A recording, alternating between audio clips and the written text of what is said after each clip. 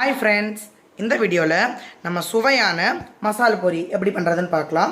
நான் என்னோட பானிபூரி வீடியோவில் பார்த்தீங்கன்னா பூரி எப்படி பண்ணுறதுன்னு காட்டியிருப்பேன். இந்த வீடியோவில் நம்ம அதாவது மசால் பூரிக்கு தேவையான மசாலா எப்படி பண்ணுறதுன்னு பார்க்கலாம்.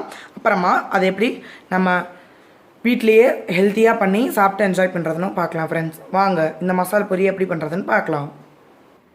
மசால் பொடி பண்ணுறதுக்கு இன்றைக்கி நான் 1 கப் பட்டாணியை நைட்டே ஊற வச்சு எடுத்திருந்தேன். அதாவது பார்த்திங்கன்னா இது வந்து காஞ்ச பட்டாணி. இதை வந்து நீங்கள் ஊற வச்சு தான் எடுத்துக்கணும். நீங்கள் நைட்டு ஊற வச்சிங்கன்னா காலையில் வந்து நல்லா பச்சை பட்டாணி மாதிரி சாஃப்டாக ஆயிடும் ஃப்ரெண்ட்ஸ். இப்போ இதை வந்து நான் வந்து இன்றைக்கி 2 உருளைக்கிழங்கை வந்து நல்லா 2ஆக வெட்டி எடுத்திருக்கேன். இது ரெண்டுத்தையும் நம்ம வந்து ஒரு குக்கரில் போட்டு வேக வச்சு எடுத்துக்கலாம். ஃப்ரெண்ட்ஸ் இதை வந்து ஒரு 2லேருந்து 3 விசில் வரையும் விடுங்க, ஏன்னா நல்லா நமக்கு மசியணும். இப்போ இதை நல்லா வேக வச்சதுக்கப்புறமா நம்ம இப்போ பார்க்கலாம் வாங்க. இப்போ வந்து நம்ம வந்து ஒரு கடாயை ஹீட் பண்ணிப்போம். கடாயை ஹீட் பண்ணிவிட்டு அதில் கொஞ்சம் எண்ணெய் சேர்த்துக்கலாம். எண்ணெய் நல்லா சூடாகணும்.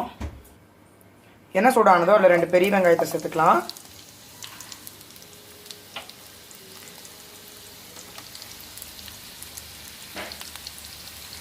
இதை வந்து நல்லா மிக்ஸ் பண்ணி விட்டுக்கோங்க.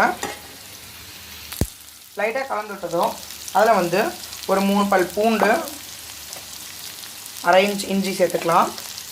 அப்புறமா ஒரு பச்சை மிளகா, இதையும் நல்லா மிக்ஸ் பண்ணி எடுத்துக்கலாம். லைட்டாக வதங்கினதும் இதில் வந்து நான் வந்து இன்றைக்கி வந்து ஒரு பெரிய தக்காளி எடுத்திருக்கேன்.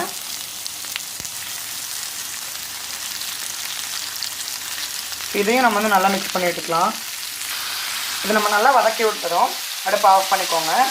ஆஃப் பண்ணிவிட்டு இதை ஒரு மிக்ஸி ஜாருக்கு ட்ரான்ஸ்ஃபர் பண்ணி நல்லா மையாக அரைச்சிக்கோங்க. இப்போ நம்ம அரைச்சாச்சு, அதனால் அதே கடாயை திரும்பி சூடு பண்ணிக்கோங்க. சூடு பண்ணிவிட்டு அதில் கொஞ்சம் எண்ணெய் சேர்த்துக்கலாம். எண்ணெய் நல்லா சூடாக விடுங்க. எண்ணெய் நல்லா சூடானதும் நம்ம அரைச்சி வச்சுருக்க பேஸ்ட்டை சேர்த்துக்கலாம். இது நல்லா மிக்ஸ் பண்ணி எடுத்துக்கலாம். இதில் நம்ம மசாலாலாம் சேர்க்க ஆரம்பிச்சிடலாம். முதல்ல 1/2 டீஸ்பூன் மிளகாய் தூள், தேவையான அளவு சேர்த்துக்கோங்க நீங்கள் காரத்துக்கு ஏற்ப. கொஞ்சம் கொத்தமல்லி தூள், அதாவது ஒரு 1/4 டீஸ்பூன் அளவு. அப்புறமா கரம் மசாலா,